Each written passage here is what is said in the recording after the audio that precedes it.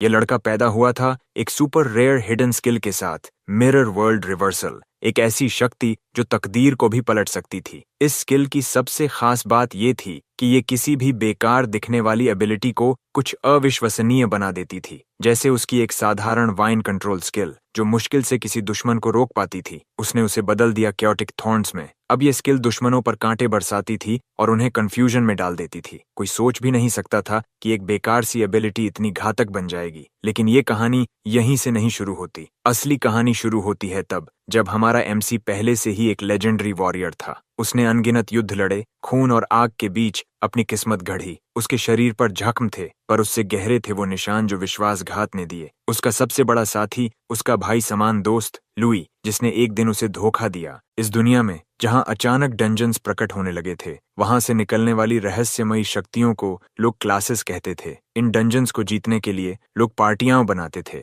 और उसी दौरान लुई ने ठान लिया कि उसके दोस्त की शक्ति अब राजघराने की होनी चाहिए ताकि साम्राज्य स्थिर रह सके। मगर सच्चाई ये थी, उसे डर था। डर उस ताकत से जो उसके दोस्त ने हासिल कर ली थी, एक ऐसी शक्ति जिसने एसएसएस रैंक को भी पार कर लिया था। एक रात लुई ने विश्वास का मुखौटा उतारा और बारूद की आग में सब खत्म कर दिया। पर मौत ने यून को नहीं रोका, क्योंकि उसी पल उसका हिडन स्किल मिरर वर्ल्ड सक्रिय हो गया। उसकी आत्मा एक झील के भीतर बने मिरर्ड रेल्म में स्थानांतरित हो गई, एक ऐसा संसार जहां प्रतिबिंब भी जिंदा थे। दशकों बाद एक और लड़का उसी झील के पास उल्टा लटकाया गया। कुछ बुलीज उसे पीट रहे थे, उसका चेहरा पानी में दबा रहे थे। उसकी चीखें किसी दूर सोई हुई आत्मा तक पहुंची। हाँ, वही आत्मा, यून की। एक चश्मे वाला लड़का बीच में आया, मगर बदमाशों ने उसका भी मजाक उड़ाया। तभी अचानक डंजन मैनिफेस्ट हुआ, जमीन फटी और मॉन्स्टर्स उभर आए। सब डर के मारे भाग गए, पर वो नर्डी लड़का रुका रहा। उसने कोशिश की उस बंधे हुए लड़के को छुड़ाने की। तभी मॉन्स्टर्स ने हमला किया और झील का पानी सिहर उठा। पानी में डूबा वो लड़का अचानक जाग उठा। उसकी आंखें नीली चमक रही थीं। उसने गरजते हुए बोला, ग्लेशियल इम्पैक्ट। पर सिस्टम ने चेतावनी दी, target HP full, healing failed. वो हमला जो जीवन देने वाला था, किसी राक्षस को बचाने की कोशिश कर रहा था। चश्मे वाला लड़का चिल्लाया, तू क्या कर रहा है? वो तो मॉन्स्टर है। लेकिन उसी पल हमारे नायक ने महसूस किया, उसका चेतन यून के कमजोर शरीर में समा गया है। वो समझ गया कि मिरर वर्ल्ड ने उसे दूसरी जिंदगी दी है। वही झील, वही गहराई, वही पुकार जिसने उसे पुनर्जन्म दिया। अब उसके भीतर था सिर्फ एक ही भाव, बदला। कमजोर शरीर, टूटी हुई स्किल्स और सबकी नजर में एक बेकार चांटर, यही थी उसकी नई पहचान। मगर यून हार मानने वालों में से नहीं था। उसने तय किया कि वो मिरर वर्ल्ड स्किल का सच जानकर दुनिया को दिखाएगा कि हर कमजोरी में एक छिपी हुई ताकत होती है। वो सिस्टम से लड़ने लगा, skill activation denied, requirement not met, बार बार यही सुनता रहा। उसने गॉब्लिन पर कोशिश की, विफल। उसके हथियार पर प्रयास किया, फिर भी असफल। और तभी एक लेवल 10 मैलफॉर्म्ड ओवरलॉर्ड प्रकट हुआ। उसके साथ आई सैकड़ों मॉन्स्टर्स की सेना। चश्मे वाला लड़का घबरा गया, हम खत्म हो गए। पर यून मुस्कुराया। उसने एक बार फिर मिरर वर्ल्ड सक्रिय किया, इस बार अपने ही एक बेकार स्किल पर। और तभी सिस्टम ने स्वीकार कर लिया। एंटैंगलिंग वाइन्स पलट गई और बनी केओटिक थॉर्न्स। दुश्मनों पर कांटे बरसे, हवा में चीखें गूंज उठीं और अराजकता में मॉन्स्टर्स एक दूसरे पर टूट पड़े। यहाँ तक कि ओवरलॉर्ड भी अपने ही साथियों के हाथों गिर पड़ा। यून ने देखा उसकी बेकार शक्ति अब विनाश का तूफान बन चुकी थी। वो हंसा, एक ऐसी हंसी जिसमें दर्द और जोश दोनों थे। अब उसे समझ आया, हर असफल स्किल को मिरर वर्ल्ड पलट सकता है, उसे मजबूत बना सकता है। फिर उसने एम्पावर्ड स्ट्राइक पर प्रयोग किया और वो बन गई ट्रिक ब्लेड। अब उसकी ताकत 10% बढ़ गई थी और ड्यूरेशन भी लंबा हुआ। हर बार स्किल पलटने पर उसकी अटैक पावर बढ़ती गई। मॉन्स्टर्स एक दूसरे को मारते गए और यून को मिला flood of experience points. Her bar level up पर उसकी एमपी भर जाती थी और यून ने ये मौका नहीं छोड़ा। उसने बार बार मिरर वर्ल्ड सक्रिय किया जब तक कि उसकी एमपी सिर्फ 12 रह गई। अब उसका ट्रिक ब्लेड 120% अटैक पावर दे रहा था और चलता था पूरे 44 सेकंड्स तक। तभी एक विशालकाय मॉन्स्टर उस पर झपटा, पर यून नहीं भागा। वो मुस्कुराया, अपनी तलवार उठाई और बोला, अब देख मिरर वर्ल्ड का असली कमाल। और एक ही वार में उसने उस दैत्य को 2 हिस्सों में चीर दिया। आखिरकार असली यून लौट आया था। Meanwhile the nerdy boy just stood there, speechless. सामने वही दृश्य था जो उसकी आंखों पर यकीन नहीं आने दे रहा था। उसकी ट्रिक ब्लेड स्किल अब 2.3 गुना ज्यादा ताकतवर हो चुकी थी। हर स्विंग हवा को चीरता, हर वार जमीन को हिला देता। तभी जमीन कांप उठी और नीचे से उठा एक विशालकाय डंजन लॉर्ड, लेवल 21 का राक्षस। पर यून ने पीछे हटने से इनकार किया। उसने केओटिक थॉर्न्स छोड़ी, पर लॉर्ड उस स्किल से पूरी तरह इम्यून था। उसने अपने विशाल पंजों से पलटवार किया, हवा तक चिल्ला उठी, पर उसी पल चश्मे वाला नर्डी लड़का शाओजी बहादुरी दिखाते हुए आगे आया और ढाल उठा ली। यून की आंखें चौड़ी रह गईं। ये दृश्य उसे उसके अतीत के साथी की याद दिला गया, जो हमेशा उसकी रक्षा करता था। लेकिन ढाल ज्यादा देर नहीं टिक सकी और श्याओ हवा में उछलता हुआ दूर जा गिरा। यून ने तुरंत उसकी तरफ दौड़ लगाई, उसे हील किया और कहा, पोशन ले जल्दी। फिर उसने एक तेज योजना बनाई। श्याओ वेट, बस कुछ सेकंड और। अब ट्रिक ब्लेड के सिर्फ 8 सेकंड्स बचे थे। यून ने उन पलों में दर्जनों मॉन्स्टर्स को काट गिराया। हर किल के साथ उसे लेवल अप्स मिले और उसका एचपी वैम्पी फिर से भर गया। फिर उसने ट्रिक ब्लेड रीएक्टिवेट किया और शुरू हुआ विनाश का दूसरा दौर। उसकी गति अब आंधी जैसी थी, हर दिशा से वार करता, मॉन्स्टर्स को धूल में मिला देता। जल्द ही यून लेवल 12 तक पहुंच गया। अब ट्रिक ब्लेड की शक्ति 510% तक बढ़ चुकी थी। आखिर वो पल आया। डंजन लॉर्ड फिर से गरजा, पर यून अब अलग था। वो हवा में उछला, उसकी चालें बिजली जैसी तेज थीं। अलग अलग एंगल्स से वार करते हुए यून ने एक के बाद एक आघात किए और आखिरकार डंजन लॉर्ड गिर पड़ा। चुप्पी छा गई। शाओजी ने अविश्वास से देखा, एक चांटर, वो भी लेवल 5 का, उसने डंजन लॉर्ड को हरा दिया। डंजन साफ हो चुका था। यून ने गिरे हुए लूट आइटम्स इकट्ठे किए, जबकि शाओ अब भी हक्का बक्का था। उसने पूछा, तू इतना ताकतवर अचानक कैसे हो गया? यून ने मुस्कुराते हुए पलटकर पूछा, क्या तुम चाओ बेन से कोई रिश्ता रखते हो? शाओ ठिठक गया, तुम मेरे परदादा बेन का नाम कैसे जानते हो? यून की आंखों में सदमे की झिलमिलाहट आई। तो तुम बेन के पोते हो। लेकिन उसके मन में सवालों का तूफान उठा, क्योंकि उसकी यादों में लुई ने उसके सभी साथियों को खत्म कर दिया था। उसने बात को आगे बढ़ाने की कोशिश की, मगर शाओजी झुंझलाकर बोला, अगर तुम अपने सच नहीं बताओगे तो मैं भी नहीं बताऊंगा। फिर थोड़ा रुककर उसने पूछा, तुमने अपनी ताकत अब तक क्यों छिपाई थी? और बिना जवाब सुने बात मोड़ दी, चलो वापस स्कूल चलते हैं, कल मेमोरियल हॉल में विजिट है। ह्यून ने हल्की मुस्कान दी, लेकिन अंदर से सतर्क था। मेमोरियल हॉल का जिक्र सुनते ही उसके मन में कौतूहल उठा। शायद वहां मुझे पता चलेगा कि मेरे मरने के बाद दुनिया में क्या हुआ। अगले दिन वो दोनों रेल बस में सवार हुए। यून खिड़की से बाहर देख रहा था। अब की दुनिया अलग थी। ट्रांसपोर्ट तक डंजन डिराइव्ड प्रोडक्ट से चल रहे थे। हर चीज, हर डिवाइस किसी न किसी डंजन से जुड़ी हुई थी। वो बुदबुदाया, वो चीजें जो कभी सिर्फ मौत के इलाकों में मिलती थीं, अब रोजमर्रा की जिंदगी का हिस्सा बन गई हैं। जिज्ञासा से उसने अपनी काइमेरा बोन रिंग निकाली और याद आया, पुराने समय में डंजन खत्म होते ही सारी चीजें गायब हो जाती थीं। कितना कुछ बदल गया है, उसने धीमे से कहा। जब वो मेमोरियल हॉल पहुंचे, यून का दिल थम गया। सामने एक विशाल मूर्ति थी, लुई की। वही लुई जिसने उसे धोखा दिया था, अब लोगों की नजरों में हीरो बन चुका था। इतिहास कहता था, लुई ने अकेले उन दानवों को परास्त किया जो सैकड़ों डंजन से निकले थे। एक एसएसएस रैंक्ड डंजन जिसने वर्षों तक लोगों को सताया, उसे भी लुई ने अपने हीरो स्क्वाड के साथ खत्म किया। पर यून जानता था, असली विजेता वही था, वो और उसकी सेना। फिर भी इतिहास ने उसे देशद्रोही लूहे कहा। वो मूर्ति देखते हुए उसके होंठ कांपे। उन्होंने मेरी कहानी मिटा दी। उधर स्कूल टीचर छात्रों को समझा रही थी। हीरो लुई ने दिंगकुन की मदद से विद्रोह दबाया। यून चौंक गया। दिंगकुन, ये नाम मैंने कभी नहीं सुना। तभी भीड़ अलग हुई और सामने आया डिंगशू, वही बदमाश नेता। उसने यून और शाओ को जिंदा देखकर कहा, तो तुम लोग अब भी जिंदा हो? जरूर कोई एक्सपर्ट आसपास था जिसने डंजन क्लियर किया। छात्र उसके चारों ओर जमा हो गए। डिंगशू ने शाओ को घूरा, सारा झमेला तुमने किया। जब शाओ ने विरोध किया, डिंगशू ने उंगली उठाई और हीरो दिंगकुन की मूर्ति की ओर इशारा किया। वहां उसके पांवों के नीचे एक और मूर्ति थी, शाओएन उर्फ बेन, जिसे कुचला दिखाया गया था। दिंगशू ने गुस्से से चिल्लाया, तुम मेरे पूर्वज का अपमान कर रहे हो। बाकी छात्र फुसफुसाने लगे, वो तो उसी गद्दार वंश का है। टीचर तुरंत आगे आईं, काफी हुआ शाओ, माफी मांगो। मत भूलो, हीरो के परिवार ने कभी तुम्हारे पूर्वजों की जान बख्शी थी। दिंगशू ने सबके सामने ताना मारा, कोई भी गद्दार की औलाद की मदद नहीं करेगा। उसकी आवाज में घृणा थी और बाकी छात्र बस चुपचाप सिर झुकाए खड़े थे। तभी वो यून की तरफ बढ़ा, लेकिन इससे पहले कि वो कुछ करता, हमारा नायक आगे बढ़ा और एक ही वार में उसे नीचे गिरा दिया। पूरा मेमोरियल हॉल सन्न रह गया। सबकी आंखें फैल गईं। एक लेवल 5 चांटर ने डिंगशू को गिरा दिया। फुसफुसाहटें शुरू हो गईं। क्या डिंगशू वाकई इतना कमजोर है? उसने तो हीरो परिवार का अपमान कर दिया। क्रोध में जलते हुए डिंगशू ने यून को पंचिंग बैग कहा और अपने साथियों को इशारा किया, सब मिलकर इस ढोंगी को खत्म करो। लेकिन यून की आंखों में ठंडा आत्मविश्वास था। एक एक करके वो सबको गिरा देता है, हर पंच सटीक, हर वार नियंत्रित। कुछ सेकंड में ही पूरा गिरोह जमीन पर पड़ा था, डिंगशू सहित। सबकी सांसें थम गईं।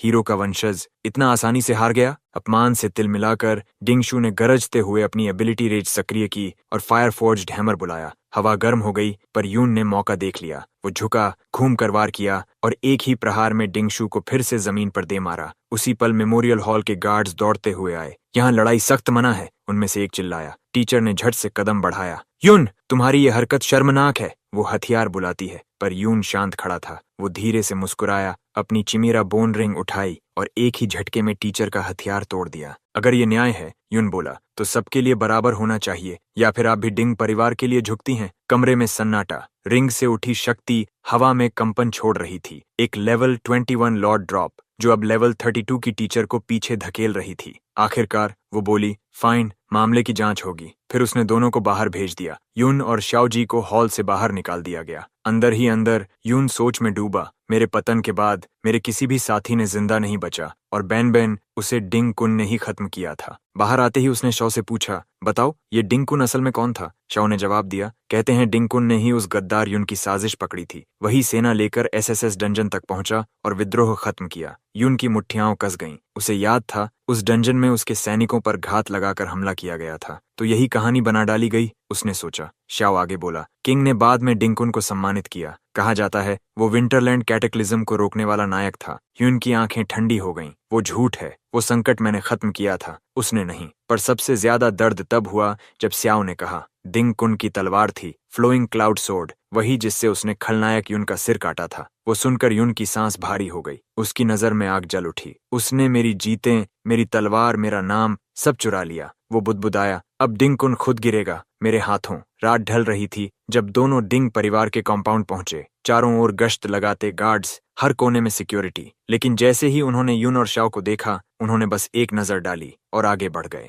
शाओ घबराया, यून, हमें लौट जाना चाहिए, यहाँ बहुत सारे गार्ड्स हैं। यून ने सिर हिलाया। डिंग कुन ज्यादातर समय हाई लेवल डंजन में रहता है, बाहर मुश्किल से आता है, और अंदर जाने के लिए स्पेशल डंजन पास चाहिए। वो सोच में डूब गया। डिंग परिवार के पास जरूर ऐसा पास होगा, शाओ ने धीरे से बताया। उनके मैंशन के अंदर खुद का प्राइवेट डंजन है। अमीर लोग अब लो लेवल डंजन्स खरीद बेच सकते हैं। डिंगशू भी यही मॉन्स्टर्स को मारकर लेवल बढ़ाता है, जबकि बाकी स्टूडेंट्स बस स्कूल वाले डंजन्स तक सीमित हैं। यून ने हल्की मुस्कान दी, तो यही असली फर्क है, शाओ ने कहा। सामान्य विद्यार्थी लेवल 15-20 तक ही पहुंच पाते हैं। जो डंजन जॉब्स में जाते हैं वो शायद 30 तक। डिंग परिवार के गार्ड्स लेवल 30 हैं और उसके ऊपर वाले सब सेना या गिल्ड में। यून ने दूर गेट की तरफ देखा, तो अगर मुझे किसी डंजन में घुसना है, मुझे उनका पास चाहिए। शाओ फिर बोला, कृपया चलो यहाँ से निकल चलते हैं। लेकिन यून की आंखों में अब सिर्फ एक नाम चमक रहा था, डिंग कुन एंड लुई। वो धीमे स्वर में बोला, मैं भागने नहीं आया, मैं हिसाब बराबर करने आया हूँ। यून ने चारों ओर नजर डाली। डिंग परिवार के गार्ड्स हर जगह तो थे,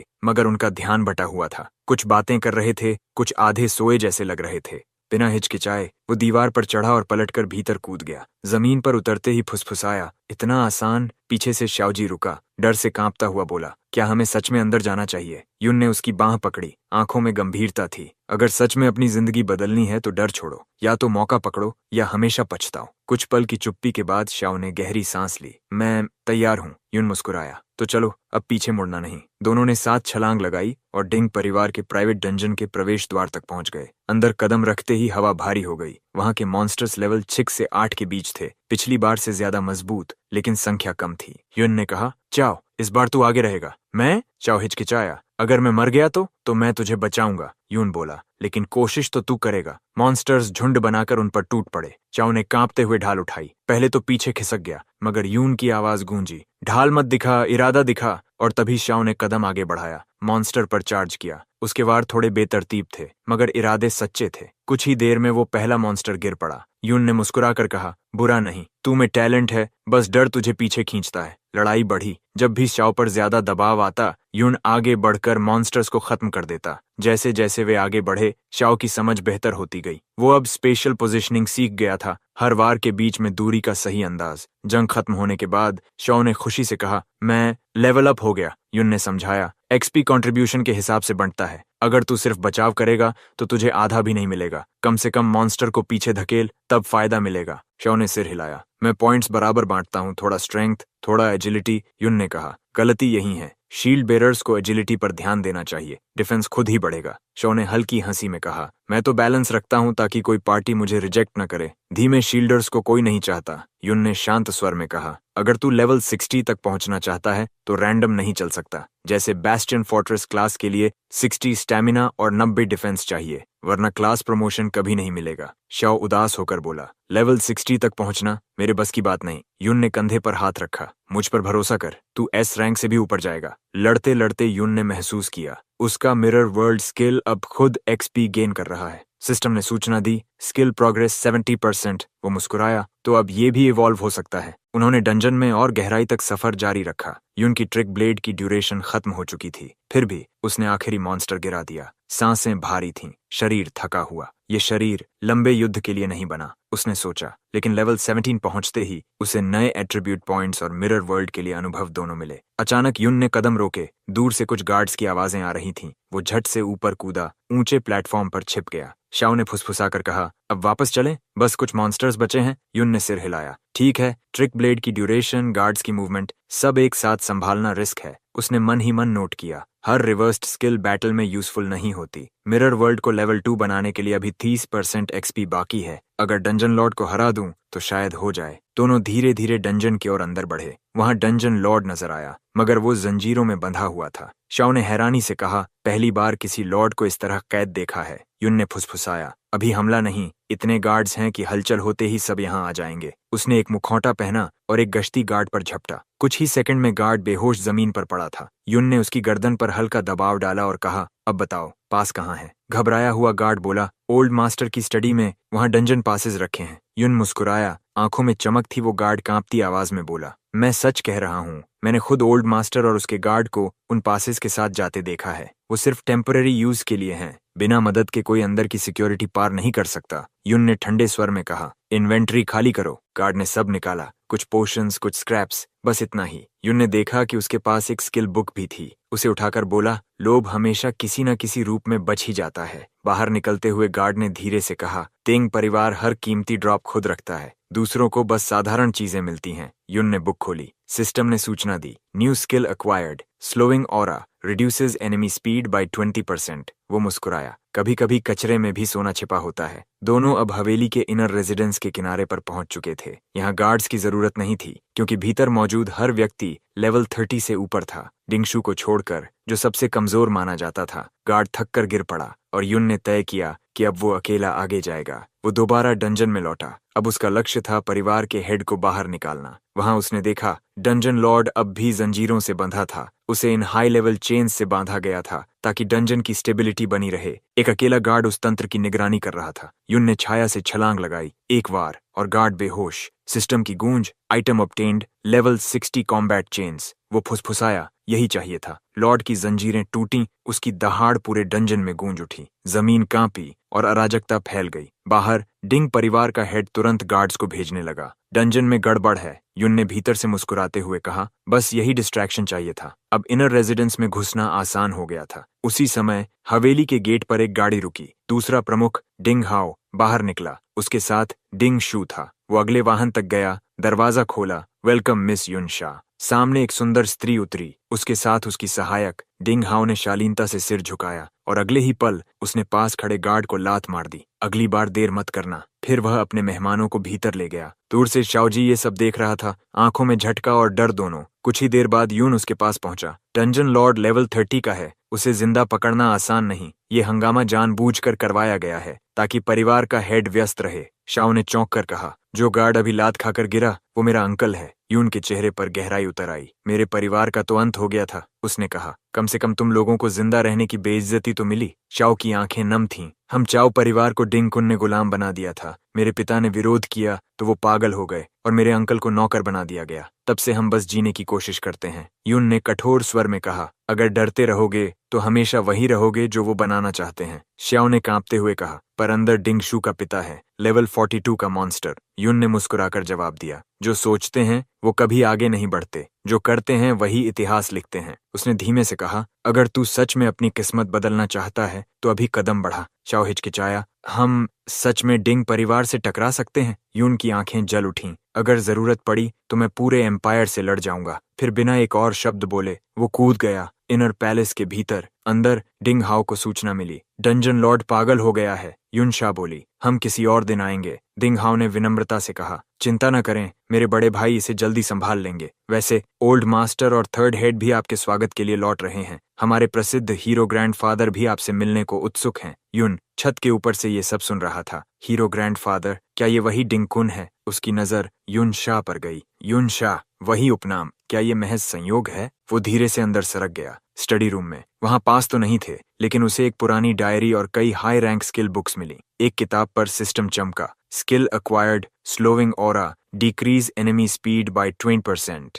वो बोला, धीमी चाल में भी जीत होती है, बस सही वक्त चाहिए। बाहर शाओजी ने देखा कि गार्ड्स अब इनर रेजिडेंस के चारों ओर फैल चुके थे। उसका दिल तेज धड़क रहा था। अगर युन पकड़ा गया तो वो भागने ही वाला था, पर अचानक उसे अपने पिता की छवि याद आई। टूटी हुई, थकी हुई, अपमान में झुकी, और उसी पल उसने हिम्मत जुटाई। हे, इधर देखो, वो चिल्लाया। गार्ड्स उसकी तरफ मुड़े। हड़बड़ाहट मच गई, और उस मौके का फायदा उठाते हुए यून ने खिड़की से छलांग लगाई। हवा में घूमता हुआ उतरा। उसने नीचे शॉ को देखा, मुस्कुराया। तू आखिरकार डर से जीत गया। अब ये दोनों, एक गद्दार का पुनर्जन्म और एक गुलाम का बेटा, एक साथ डिंग परिवार के साम्राज्य में आग लगाने वाले थे। युन की आवाज पूरे महल में गूंज उठी। सुन लो सब, मेरे पास हैं लेवल 60 कॉम्बैट चेन्स और स्किल बुक्स। उसकी चीख इतनी ऊंची थी कि पूरे डिंग परिवार में हलचल मच गई। फिर उसने अपनी आंखें बंद कीं और फुसफुसाया, मिरर वर्ल्ड रिवर्स। तुरंत उसकी स्लोविंग ऑरा उलटकर एक्सेलरेटिंग ऑरा बन गई। हवा उसके चारों ओर घूमने लगी। उसके कदमों में आग सी गति भर गई। बाहर डिंग ई चीख उठा, वो डंजन की तरफ जा रहा है, उसे पकड़ो। सैकड़ों गार्ड्स हथियारों के साथ दौड़ पड़े, लेकिन यून पहले ही बिजली की तरह गायब हो चुका था। उसका लक्ष्य साफ था, डंजन लॉर्ड, जो अब डिंग ई से लड़ाई के बाद बुरी तरह कमजोर हो चुका था। यही मौका है मिरर वर्ल्ड को लेवल अप करने का, उसने सोचा। इनर रेजिडेंस के बाहर हलचल सुनकर युनशा ने पूछा, ये क्या हो रहा है? दिंग हाओ मुस्कुराया, बस कोई छोटा मोटा थीफ है, चिंता मत कीजिए। मगर सच्चाई ये थी, डिंग ई ने अपने गार्ड्स को फिर से संगठित किया। आर्चर्स, रोग्स, फॉलो मी, पर से तूफान बना दिया था। लेवल 30 के आर्चर्स और रोग्स उसकी परछाई तक नहीं पकड़ पा रहे थे। अंततः वो आमने सामने हुआ डंजन लॉर्ड से। लॉर्ड अब भी घायल था, जंजीरों और सील से बंधा। युन ने कदम नहीं रोका। उसकी तलवार बिजली की तरह चमकी। गार्ड पीछे से चिल्लाए, रोक दो उसे। पर युन ने केओटिक थॉर्न्स छोड़ी और गार्ड्स आपस में लड़ने लगे, जैसे किसी ने उनके दिमाग से नियंत्रण छीन लिया हो। टीम बैटल का अनुभव नहीं है तुम लोगों में, युन ने कहा, और वो उनकी पंक्ति तोड़कर आगे निकल गया। तभी डिंग ई आया, चमकदार आर्मर में, हाथ में भारी बैटल एक्स लिए। काफी खेल लिया, वो गरजा। अब खत्म। युन शांत था। उसने अपने चेन्स हवा में लहराए। Highly combat chains activate. वो उनकी पूरी शक्ति इस्तेमाल नहीं कर सकता था, लेकिन लेवल 60 की रेलिक फिर भी भयानक थी। उसने उन चेन्स से डंजन लॉर्ड का सील तोड़ा और एक ही क्षण में कई दिशाओं से हमला बोला। लॉर्ड ने दहाड़ मारी और जमीन हिल गई। आखिरी वार के साथ सब शांत हो गया। सिस्टम गूंज उठा। Dungeon Lord eliminated, level up 20, mirror world skill level increased. लेकिन तभी डिंगी और उसके गार्ड्स चारों तरफ से घेरने लगे। अब भागने की जगह नहीं बची। डिंगी गरजा। यून मुस्कुराया, शायद तुम्हें मिरर से डर नहीं लगता। और अचानक वो गायब हो गया। डिंग ई के चेहरे पर अविश्वास था। कहाँ गया वो? वो चीखा, सर्च द डंजन। उधर यून ने आंखें खोलीं और पाया खुद को एक नई जगह पर। हर चीज उलटी थी, मिरर वर्ल्ड के अंदर। तो यही असली दुनिया है, मेरी दुनिया, वो फुसफुसाया। सिस्टम ने सूचित किया, टाइम लिमिट 30 मिनट्स। वो इधर उधर देखने लगा। सब कुछ परावर्तित मगर सजीव। शुरू में लगा ये सब भ्रम है, पर जब उसने जमीन पर पड़ा एक मिरर शार्ड उठाया तो सिस्टम ने कहा, item can be extracted to real world. Yoon की आंखों में चमक आ गई। तो अब मैं मिरर वर्ल्ड से चीजें बाहर ले जा सकता हूँ। उसने अपनी स्किल लिस्ट खोली। वहां अब हर स्किल का उल्टा रूप दिख रहा था। कुछ स्किल्स अभी लॉक थीं, लेकिन उनकी शक्ति स्पष्ट थी। वो बोला, अब मुझे तय करना होगा कि कौन सी कॉम्बिनेशन मेरी अगली क्लास तय करेगी। तभी हवा में तैरते स्पिरिट्स उसकी ओर बढ़े। कुछ ही क्षणों में वो अनडेड क्रीचर्स में बदल गए। यून ने तलवार उठाई, आओ फिर। कुछ ही वारों में एक अनडेड गिर पड़ा। सिस्टम ने कहा, कॉन्ट्रैक्ट अवेलेबल। वो चौंक गया। मतलब मैं इसे असली दुनिया में ले जा सकता हूँ, जैसे वो शार्ड्स। उसके होंठों पर हल्की मुस्कान थी। मिरर वर्ल्ड अब मेरी सेना बन जाएगी। बाहर रियल वर्ल्ड में डंजन गायब हो चुका था। डिंग ई और उसके गार्ड्स निराश खड़े थे। शायद उसने रोग की स्टेल्थ स्किल इस्तेमाल की, एक ने कहा। दूसरा बोला, नहीं, वो कुछ और था। डिंग ई दहाड़ा, निकम्मो, उसे भागने दिया। और तभी यून उनके पीछे प्रकट हुआ। टाइमर खत्म होते ही वो मिरर वर्ल्ड से लौट आया। अब खेल शुरू होता है, उसने कहा। उसने हाथ उठाया और उसके पीछे 20 अनडेड क्रीचर्स उभर आए। सबके चेहरे पर दहशत फैल गई। उनकी लेवल सिर्फ 20 है, एक गार्ड चिल्लाया। डिंग ई बोला, पकड़ो उसे। पर यून पहले ही गायब हो चुका था। हवा में बस उसकी हंसी गूंज रही थी। बाहर निकलते हुए उसने देखा अनडेड्स अभी कमजोर हैं, लेकिन कॉन्ट्रैक्ट्स सफल रहे। मिरर वर्ल्ड की सीमा 200 मीटर तक है। उसने हल्का सिर हिलाया। अगली बार और गहराई में जाऊंगा। तभी उसने देखा शाओजी एक गार्ड के कब्जे में। वो बिना सोचे दौड़ा, एक स्विफ्ट किक से गार्ड को गिराया और शाओ को खींच लिया। यून ने गहरी सांस ली। Mission complete. अब सब कुछ नियंत्रण में था। उसने आखिरी बार पीछे देखा। डिंग परिवार के गार्ड्स अब भी उन अनडेड क्रीचर्स से जूझ रहे थे जिन्हें उसने छोड़ा था। उन्हें हराना आसान था, पर हर बार जब वो एक को गिराते, वो दोबारा जिंदा होकर उठ जाता। लड़ाई अंतहीन लग रही थी, जब तक कि एक नई शक्ति वहां नहीं पहुंची। तीसरा प्रमुख डिंगा अपनी चमकती तलवार के साथ पहुंचा। उसने चारों ओर एक नजर डाली और बस एक वार में सारे अनडेड धूल बनकर बिखर गए। ये समनिंग क्रीचर्स एमपी खाती हैं, उसने ठंडे स्वर में कहा। थोड़ी देर में ये अपने आप मिट जाएंगे। उसके आने से पूरा महल फिर से शांत हो गया, पर अंदर रेजिडेंस में डिंग हाउ झुका हुआ था, ओल्ड मास्टर के सामने। वो इंट्रूडर भाग गया मास्टर, उसने सिर झुकाकर कहा। खिड़की से कूदा, गार्ड्स पहचान नहीं पाए। ओल्ड मास्टर की मुट्ठियां कांप उठीं। हम तो ये तक नहीं जानते कि वो दिखता कैसा था। डिंग हाउ ने माहौल हल्का करने की कोशिश की, लेकिन युनशा ने कहा है कि वो हीरोज डंजन का दौरा करेंगी। ये अच्छी खबर है। मास्टर ने गुस्से में मेज पर मुक्का मारा। पहले उस इंट्रूडर को ढूंढो और देखो क्या उसने कुछ चुराया भी है। दूसरी ओर हमारे नायक यून शांत मुस्कुराते हुए बोला, पास मेरे पास है। अब बस किसी ऐसे व्यक्ति की जरूरत है जो मुझे हीरोज डंजन तक ले जा सके। वो अब डिंग शू के पुराने घर में था। लेवल 20 पहुंच चुका था, पर उसकी चाइमेरा बोन रिंग अब लगभग टूट चुकी थी। उसने अपनी लूट गिनी। 10 स्किल बुक्स, ज्यादातर support chants, battle song chant. उसने बुक खोली। इसे उलटूं तो बनेगा shield song chant. Mirror world अब लेवल 2 पर था और उसकी अनडेड समन्स ने उसकी कॉम्बैट पावर में जबरदस्त उछाल दिया था। लेकिन यून जानता था ये काफी नहीं है। अगर मुझे हीरो डिंग कुन से टकराना है तो मुझे लेवल 50 चाहिए और एक एस रैंक अनडेड कॉन्ट्रैक्ट। उसने धीरे से कहा। वो दिन दूर नहीं। शाओजी ने घबराकर कहा, डिंग परिवार ने हमारे चेहरे नहीं देखे, है ना? यून ने सिर हिलाया। नहीं, हम सुरक्षित हैं। फिर उसने पूछा, क्या तुम्हें किसी ऐसे डंजन का पता है जहां किसी शक्तिशाली व्यक्ति की मौत हुई हो? शाओ ने सोचा, फिर हिचकिचाया। स्कूल वाला डंजन, लेकिन वहां चोरी छिपे जाना आसान नहीं। यून ने मुस्कुराकर कहा, मुझे अपने रास्ते पता है। कुछ देर बाद वो अपने स्कूल टीचर के प्राइवेट रेजिडेंस पहुंचा। 2 स्किल बुक्स रखी और बोला, एक छोटी सी मदद चाहिए। टीचर ने मुस्कुराकर कहा, मैं कुछ कर नहीं सकता, लेकिन हाल ही में डंजन सिर्फ ग्रेजुएटिंग स्टूडेंट्स के लिए खुला है। अगर किसी टीचर की रिकमेंडेशन हो तो प्रवेश मिल जाता है। यून ने सिर झुकाकर कहा, तो बस यही चाहिए था। और कुछ देर बाद वो खड़ा था स्कूल डंजन गेट के सामने, जहां दर्जनों छात्र अपने अपने पार्टीज बना रहे थे, लेवलिंग की योजना बनाते हुए। यून ने चारों ओर नजर डाली। हवा में कुछ अजीब था। फुसफुसाहटें सुनी। सुना है ये वैलियंट डंजन हीरो ने स्कूल को गिफ्ट किया था। श्याओ ने धीरे से कहा, यही वो जगह है जहां हीरो ने गद्दार श्याओएन को मारा था। यून के चेहरे पर सन्नाटा उतर आया। तो ये वही जगह है, उसने बुदबुदाया, जहां उन्होंने मेरी कहानी मिटाई थी। टीचर ने सबको चेताया, डंजन लेवल 20-40 है, सावधानी से चलना। सी, तुम सबको लीड करोगे और यून, शाओ, तुम दोनों पीछे रहोगे। सी ने नाक सिकोड़ते हुए कहा, ग्रेट, अब ये लो लेवल्स भी मेरे साथ हैं। अंदर प्रवेश करते ही सी ने युनशा और यूनियन को देखा। वाह, तुम दोनों तो कमाल लग रही हो, चाहो तो मेरे साथ चल सकती हो। उसकी टीम का साथी बोला, तुम्हारी औकात देखी है। वो दोनों लेवल 30+ हैं। तभी युनशा और यूनियन सीधे यून की तरफ बढ़ी। वो चौंक गया। वो वही है, डिंग फैमिली एस्टेट की गेस्ट। युनशा मुस्कुराई, तुम्हारी आवाज याद है मुझे, मेमोरियल हॉल में सुनी थी। वो थोड़ा झुकी और फुसफुसाई, मैंने तुम्हें कल पहचाना था, डिंग रेजिडेंस में। यून की आंखें फैल गईं। इतनी जल्दी पहचान लिया? वो शांत हंसी के साथ बोली, कुछ निशान शब्दों से ज्यादा बोलते हैं। फिर वो और यूनियन आगे बढ़ गईं। यून वहीं खड़ा रहा, सोच में डूबा। तो डिंगशू ने भी शायद हमारी आवाज पहचान ली होगी। वो अंदर से सतर्क हुआ, मुझे उन पर एहसान चुकाना होगा। उन्होंने मेरा सच छिपाया। उसने धीरे से युनशा की ओर देखा। ये डंजन कुछ ठीक नहीं लगता, सावधान रहना। युनशा मुस्कुराई, वार्निंग के लिए धन्यवाद, लेकिन इस लेवल पर मुझे डरने की जरूरत नहीं। उसकी आत्मविश्वास भरी आवाज पूरे समूह में गूंज उठी। जी और उसके साथी कुछ क्षणों तक हैरान खड़े रहे, फिर सब एक साथ यून के चारों ओर जमा हो गए। वो वही युनशा है ना? क्या तुम उसे जानते हो? यून ने बिना रुके कहा, नॉट रियली, और बस आगे बढ़ गया। जी की टीम के चेहरों पर झुंझलाहट थी। उन्होंने आपस में बहस शुरू कर दी। वो दोनों अकेले जा रहे हैं, ये नियम के खिलाफ है। जी ने तुरंत अपनी इज्जत बचाने के लिए बोला, रिलैक्स, मैं युनशा के काफी करीब हूँ। अगर वो उसके साथ जा रही है तो युन भी कोई लो लेवल नहीं हो सकता। फिर उसने अपने साथियों को याद दिलाया, हम यहाँ क्रिस्टल्स कलेक्ट करने आए हैं। लो ग्रेडर्स को भूल जाओ, सबके पास डिस्ट्रेस फ्लेयर है, मरेंगे तो सिस्टम खुद बताएगा। अंदर ही अंदर जी मुस्कुराया, अच्छा होगा अगर वो ओवर कॉन्फिडेंट लड़का खुद ही मारा जाए। इसी बीच बाहर डिंगशू दौड़ता हुआ डंजन एंट्रेंस पर पहुंचा। वो चीखा, कौन सी टीम अभी अभी अंदर गई? एक टीचर ने जवाब दिया, युन और शाओजी समेत ग्रुप सी। डिंगशू की आंखों में गुस्सा चमका। उसे याद आया जब उसने परिवार को बताया था कि वही दोनों इंट्रूडर्स थे, पर उसके एल्डर्स ने उसकी बात हंसी में उड़ा दी थी। तू अभी भी मेमोरियल हॉल की हार नहीं भूला? परिवार के हेड ने कहा था। स्टूडेंट्स इतने गार्ड से कैसे बच सकते हैं? तीसरे हेड ने सबूत मांगा और ओल्ड मास्टर ने तो उसे सीधा दरवाजा दिखा दिया। अब डिंगशू ठान चुका था, इस बार मैं सबको साबित कर दूंगा। उसने एक टीचर की कॉलर पकड़ ली। मुझे अंदर जाने दो, नहीं तो मैं खुद रास्ता बना लूंगा। उधर डंजन के भीतर यून अपनी तलवार से एक मॉन्स्टर को चीरते हुए बोला, चायो, शील्ड अप।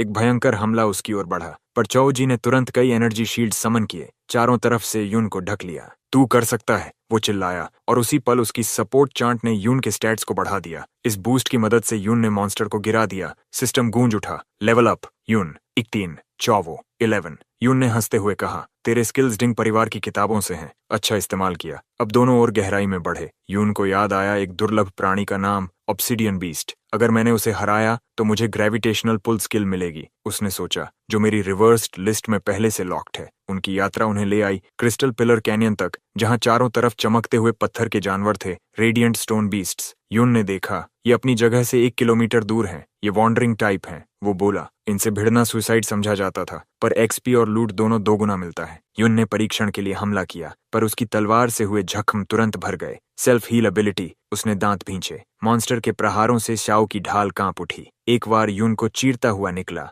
वो पीछे गिरा, खून बहता हुआ। रिट्रीट, यून चिल्लाया और अपनी अनडेड आर्मी समन की। साथ ही चोवोजी के हालिया लेवल अप से मिले डिफेंस बूस्ट का इस्तेमाल किया। काफी देर बाद दोनों पीछे हटकर एक निचले क्षेत्र में रीग्रुप हुए। वहां चोवोजी ने कहा, इस बार मुझे कोशिश करने दो। वो आगे बढ़ा, ढाल उठाई और एक मॉन्स्टर से भिड़ गया। यून ने देखा, अब तू सच में शील्ड बेरर बन रहा है। उसने सिखाया, वार जहां से आए वहीं से ढाल हिलाओ। प्रोटेक्शन सामने नहीं, फ्लो में होना चाहिए। पर एक बार चोवो चूक गया। मॉन्स्टर ने उसे धकेल दिया और वो एक क्रिस्टल से टकराया। यून ने बिजली की तरह झपट कर मॉन्स्टर को खत्म किया, फिर कहा, फॉलो अप स्ट्राइक्स मत भूल, हर मॉन्स्टर दूसरा वार जरूर करता है। फिर हल्की मुस्कान के साथ बोला, और हाँ, टीममेट के पीछे नजर रखना हमेशा। दोनों साथ लड़े, एक तालमेल में, एक लय में। घंटों की लड़ाई के बाद सिस्टम ने चमक दिखाई। यून लेवल 20, चौवो लेवल 15, और चौवो को मिला नया स्किल, शील्ड आर्मर। अब उसकी ढाल के चारों ओर एक ऊर्जा परत थी, जो हर वार को झेल सकती थी। यून ने गहरी सांस ली। अब हम तैयार हैं, वॉन्डरिंग मॉन्स्टर्स, अब बारी तुम्हारी है। ऊपर से टीचर्स दूर से सब देख रहे थे। ये क्रीचर्स नॉर्मल नहीं है, एक ने कहा। दूसरा बोला, किसी स्टूडेंट ने डिस्ट्रेस फ्लेयर छोड़ी है, हमें दखल देना होगा। तीसरा शिक्षक धीमे से बोला, पर अगर ये सच में वॉन्डरिंग टाइप हैं, तो ये स्टूडेंट्स बच नहीं पाएंगे। यून ने शांत स्वर में कहा, टीचर, अगर आप चाहें तो मैं और शाओजी इन वॉन्डरिंग टाइप्स पर नजर रख सकते हैं। शिक्षक चौंका, तुम? ये क्रीचर्स बेहद खतरनाक हैं। यून ने आत्मविश्वास से उत्तर दिया, डिस्ट्रेस सिग्नल इन्हीं से जुड़ा हो सकता है। सिर्फ 2 शिक्षक पर्याप्त नहीं होंगे, हमें आगे बढ़ने दीजिए, हम नजदीक से स्थिति संभाल सकते हैं। कुछ देर सोचकर शिक्षक ने हामी भरी, ठीक है, लेकिन ज्यादा पास मत जाना। यून के चेहरे पर मुस्कान थी, पास जाने की जरूरत नहीं, ये क्रीचर्स खुद मेरे पास आएंगे। अगले ही पल उसने और शाओजी ने एक वॉन्डरिंग मॉन्स्टर पर हमला किया। शाओ ने पीछे से सपोर्ट शील्ड डाला और यून ने मौका देखकर तलवार घुमाई। एक सटीक वार में क्रीचर टूटकर बिखर गया। धूल के बीच यून ने सांस ली, जीता, पर अब भी वो ताकत नहीं लौटी जो पिछले जन्म में थी। भले मिरर वर्ल्ड ने उसकी अटैक पावर बढ़ाई थी, लेकिन उसकी सपोर्ट क्लास की बेस ताकत अब भी सीमित थी।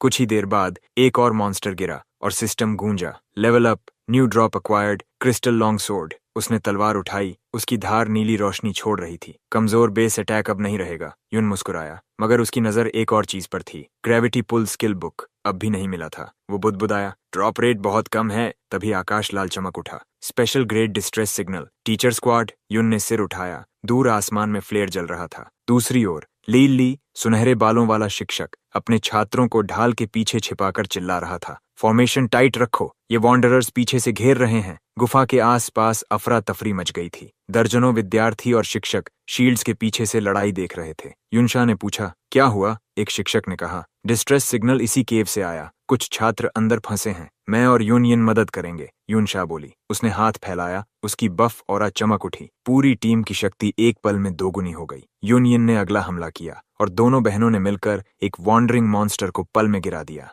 दूर से ये दृश्य यून देख रहा था। उन दोनों की स्किल्स, इक्विपमेंट सब इलीट लेवल का है। वो बुदबुदाया, हीरो दिंकुन का खून शायद ऐसे ही लड़ता है। फिर उसने श्याओ की ओर देखा, तू यहीं रह, मैं जांच कर आता हूँ कि अंदर क्या हो रहा है। वो मिरर वर्ल्ड में प्रवेश करता है और चौंक जाता है। मैं अब कभी भी अंदर जा सकता हूँ। पहले ऐसा नहीं हुआ था। डिंग परिवार की लड़ाई के बाद यह क्षमता बंद हो गई थी। अब वो समझ गया, मिरर वर्ल्ड ने एवोल्यूशन की है। अंदर उसने देखा, लोग यहाँ प्रतिबिंब के रूप में दिख रहे थे, लेकिन मॉन्स्टर्स नहीं। फिर एक मॉन्स्टर का शव देखा, सड़ा हुआ पर असली। मतलब मैं इस जगह पर शारीरिक रूप से मौजूद हूँ, उसने निष्कर्ष निकाला। वो केव के अंदर बढ़ा और सामने दिखे जी और उसकी टीम। यून की आंखों में शक चमका। तो ये वही हैं जिन्होंने वॉन्डरर्स को यहाँ खींचा। वो और गहराई में गया और अचानक चमकदार दीवारों के बीच कुछ अजीब देखा। वो था स्पेशल क्रिस्टल ओर, साधारण क्रिस्टल से कहीं ज्यादा चमकीला। ये तो एडवांस्ड गियर बनाने में इस्तेमाल होते हैं, गोल्ड से भी कीमती। उसने एक मिरर क्रिस्टल ओर उठाया और सिस्टम ने बताया, mirror travel point unlocked, can return to real world from any mirror surface. Yoon मुस्कुराया,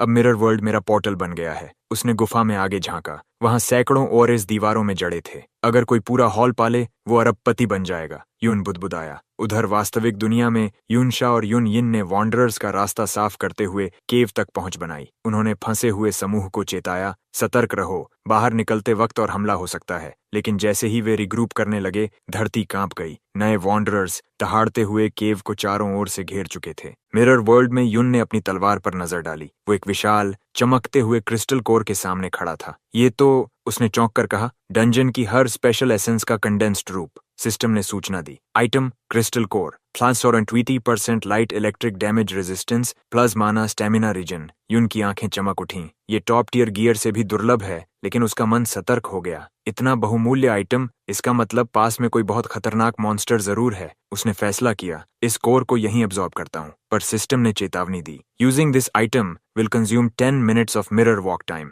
वो बोला, रिस्क वर्थ टेकिंग। और जैसे ही उसने कोर को एक्टिवेट किया, मिरर वर्ल्ड की नींव कांपने लगी। इधर रियल वर्ल्ड में आसमान फट पड़ा। एक मैसिव मॉन्स्टर केव के बाहर प्रकट हुआ। छात्रों में चीखें गूंज उठीं। Wandering type Lord. कुछ लोग सोच रहे थे कि ये शायद डंजन का हिडन बॉस हो सकता है, और फिर वह सामने आया, द वॉन्डरिंग लॉर्ड। एक ऐसा रेयर हिडन बॉस जो डंजन लॉर्ड से भी ज्यादा खतरनाक था और वहां मौजूद किसी भी टीचर की क्षमता से बहुत आगे। सारे स्टूडेंट्स और टीचर्स अपने शील्ड्स के पीछे छिप गए, लेकिन डर की लहर फैल चुकी थी, क्योंकि आसपास के वॉन्डरिंग टाइप्स लगातार हमला कर रहे थे। यूनशॉ ने सबको शांत करने की कोशिश की। कहा कि अगर वे आगे वाले कैनियन से निकल जाएं, तो शायद बच सकते हैं। वो एक बफ एक्टिवेट करती है और ले आगे बढ़कर ग्रुप को लीड करता है। शील्ड्स उठाए, मॉन्स्टर्स को रोकते हुए धीरे धीरे आगे बढ़ते हैं। लेकिन तभी वॉन्डरिंग लॉर्ड एक भयंकर बैटल क्राई, रैली छोड़ता है। गहराई से और भी वॉन्डरिंग मॉन्स्टर्स बुला लेता है। फिर वह एक पावरफुल बफ डालता है, जिससे उसके सारे मिनियंस और भी ज्यादा ताकतवर बन जाते हैं। लड़ाई अब नर्क बन चुकी थी। एक टीचर पल भर में एलिमिनेट हो गया। युद्ध की अफरा तफरी में यूना ने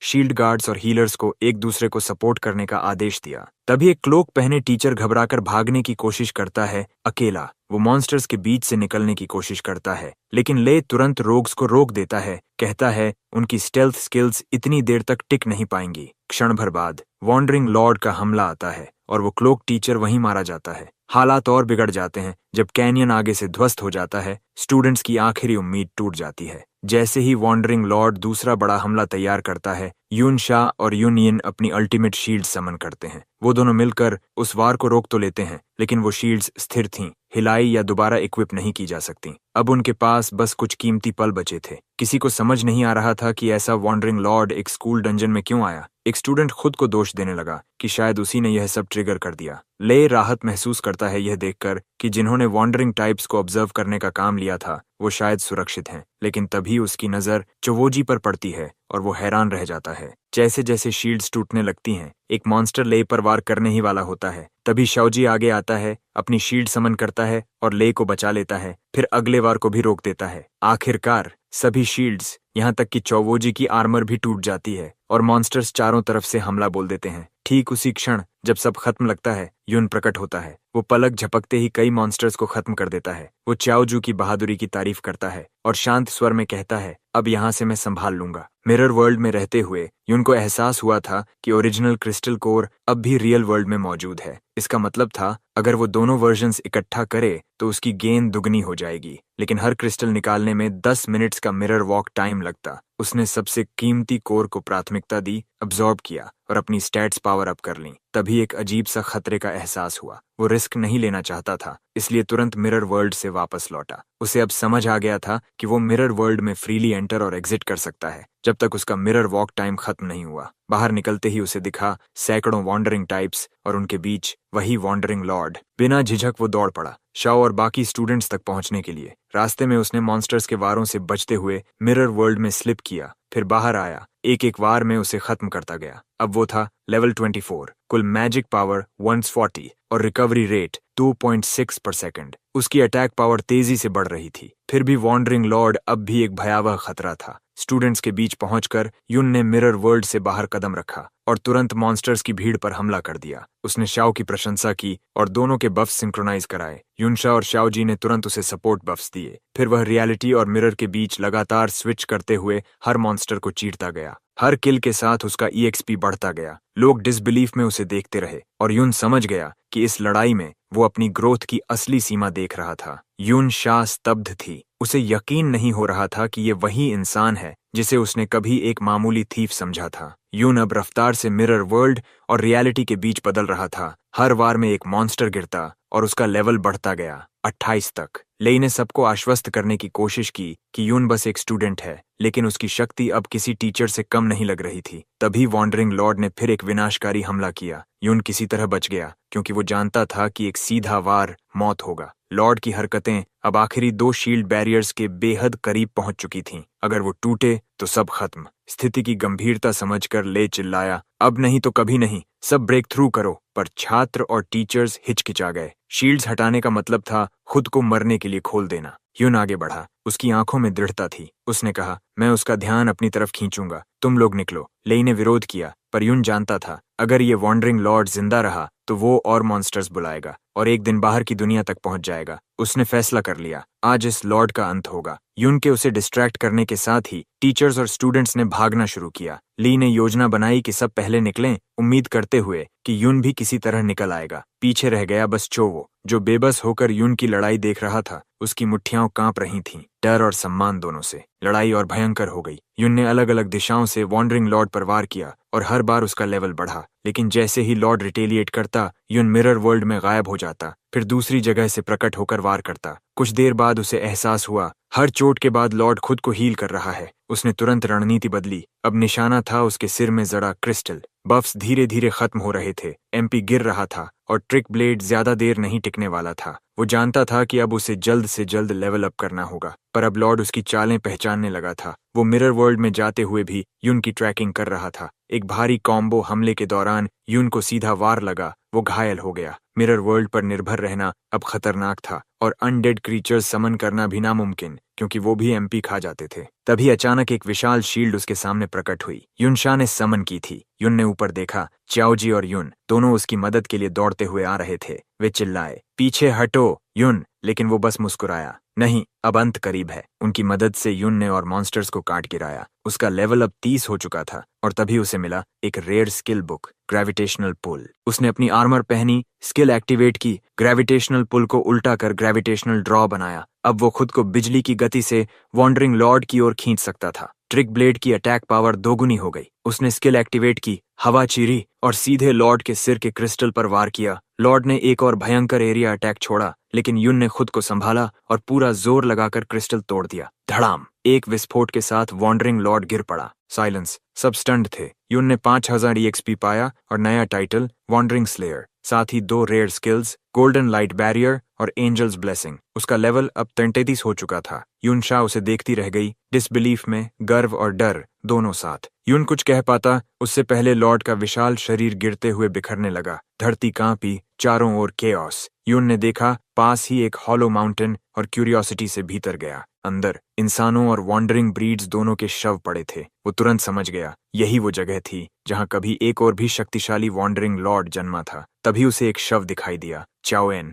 जिसे बेन बेन कहा जाता था। पीछे से युनशा आई और बोली, ये वही है ना, मेमोरियल हॉल में जिसकी हीरोइक स्टैच्यू लगी है। उसकी आवाज भारी थी। वहां का हीरो यहाँ एक त्रासदी बन चुका है। ये जगह अनगिनत लड़ाइयों का अंत है, मॉन्स्टर्स के खिलाफ और इंसानों के भी। तभी केओस चुपचाप आया। उसकी आंखों में आंसू थे। उसने कहा, मेरे परदादा बुरे इंसान नहीं थे। वो बताता है कि उसने चौवन की जिंदगी पर सालों तक रिसर्च की। हालांकि जो ज्यादातर चीजें उसे मिलीं वो बहुत ही धुंधली हैं। फिर भी उसने पता लगाया कि उसके परदादा अक्सर अपनी लेवल से ऊपर के डंजन्स में जाते थे, जिसमें यही डंजन भी शामिल था जिसे वॉन्डरिंग लॉर्ड्स के लिए जाना जाता था। चौवोजी समझाता है कि उस वक्त अधिकारी इतने ताकतवर नहीं थे कि ऐसे खतरे संभाल सकें, इसलिए वे नियमित रूप से डंजन साफ कराने के लिए शक्तिशाली लोगों पर निर्भर रहते थे। उसके परदादा उन्हीं चुनिंदा एलीट्स में से एक थे। हालांकि उसका परिवार सोचता है कि वह बस आराम की तलाश में है, सियाओई ने कभी सच की तलाश छोड़नी नहीं थी। ये सुनकर हमारे हीरो उसे भरोसे से एक थपकी देता है और कहता है कि वह उस पर विश्वास करता है। यूना को याद आता है कि बेन बुरा इंसान कभी नहीं था। वह हमेशा मजबूत होने के लिए दृढ़ रहता था, मदद मांगने में नहीं हिचकिचाता और अपने मास्टर से बहस भी कर लेता था। आखिरकार बेन की मौत एक जबरदस्त मॉन्स्टर की भीड़ से लड़ते हुए हो गई। निश्चय से भरा हुआ हमारा प्रोटोगोनिस्ट चुपचाप ठान लेता है कि वह बेन के लिए डिंग परिवार से बदला लेगा। इस बीच डिंग परिवार की हवेली में वापस डिंग शू रिपोर्ट करता है कि स्टूडेंट्स डंजन से लौट रहे हैं और यून की तारीफ कर रहे हैं क्योंकि उसने एक हिडन लेवल 40 बॉस को हराया। डिंग परिवार का तीसरा सरदार तुरंत उठता है, अपने गार्ड्स को इकट्ठा होने का आदेश देता है और चियाओ परिवार के सदस्यों को पकड़े लाने का हुक्म देता है। Yuna golden light barrier skill book Chiao ji को सौंपी देती है, समझाते हुए कि वो एक ऐसा स्किल नहीं सीख सकता जो शील्ड बेरर्स के लिए बनाया गया है। यूनशा के मुताबिक हमारा लड़का निश्चित रूप से शक्तिशाली क्षमताओं से कम नहीं है। अपनी खुद की प्रभावशाली स्किल्स होने के बावजूद वह मानती है कि वह भी उसके साथ तालमेल नहीं बिठा पाती। वह उसके गायब होने की कला और अनडेड समन करने की अनोखी क्षमता की ओर इशारा करती है, जिससे हमारे प्रोटैगनिस्ट को एहसास होता है कि उसके अनडेड समन्स बदलकर बनाए गए आत्माएं हैं। इससे विचार आता है कि शायद उसके अलावा और भी आत्माएं मिरर वर्ल्ड में मौजूद हों। जिज्ञासु होकर यूना मिरर वर्ल्ड में प्रवेश करती है और वह उसकी मौजूदगी से रिफ्रेश हो जाती है। वह बेन की आत्मा को देखती है और सोचती है कि क्या उससे इंटरैक्ट करना या उसे उपयोग में लाना संभव है। असली दुनिया में वापस यूनशा को याद आता है कि उसे एक महत्वपूर्ण समारोह में जाना है, तो वह और उसकी असिस्टेंट विदा ले लेते हैं। मिरर वर्ल्ड के भीतर हमारा हीरो बेन से बातचीत करने की कोशिश करता है, पर कोई जवाब नहीं मिलता। अचानक बेन की आत्मा गरजती है और यून के चारों ओर एक काला दीवार जैसा अवरोध बनाती है। दीवार पर बेन की जिंदगी के दृश्य चलते हैं, जिसमें दिखता है कि डिंग कुन ने अंततः उस पर वार किया था। दीवार टूट जाती है और बेन की आत्मा केवल लड़ने के इंस्टिंक्ट से प्रेरित होकर हमला कर देती है। बातचीत अब असंभव लगने पर हमारा प्रोटैगनिस्ट मिरर वर्ल्ड से बाहर निकलने की कोशिश करता है, पर पाता है कि वह इस इलाके से निकल नहीं सकता। कोई चारा न देखकर वह बेन की आत्मा से आमने सामने लड़ने की तैयारी करता है। इसी बीच असली दुनिया में डिंग परिवार का तीसरा सरदार डिंगे डिंग शू और कुछ गार्ड्स के साथ चियाओजी के पास आता है। डिंगा यून की वेयरअबाउट्स जानना चाहता है, जबकि चियाओजी नीक दिखाने की कोशिश करते हुए घबरा कर पूछता है कि क्या वे ट्रेनिंग के लिए आए हैं। डिंगा उस टालने को अनसुना कर देता है, बताते हुए कि उन्हें पता है चियाओजू और हमारा लड़का डिंग रेजिडेंस में घुसे थे। डिंग शू जोड़ता है कि उसने उनकी आवाजें पहचान ली थीं और डिंगे भयापक अंदाज में कहता है कि उसने शाओजी के लिए एक तोहफा तैयार रखा है। डिंगो एक संकेत देता है और चियाओ परिवार के सदस्य, जिनमें शाओई की माँ, दादा और कई करीबी रिश्तेदार शामिल हैं, आगे आते हैं। शाओ के दादा तुरंत मांग करते हैं कि वह घुटनों पर बैठकर डिंग परिवार से माफी मांगे, लेकिन शाओ इनकार कर देता है। वह कहता है कि वह अपनी पीढ़ियों को डिंग परिवार के सामने कुत्तों जैसा बर्ताव झेलते नहीं देखेगा। उसका चाचा फिर भी घुटनों पर गिर पड़ता है, कहता है कि एक कथित बड़े पापी की संतान होने के नाते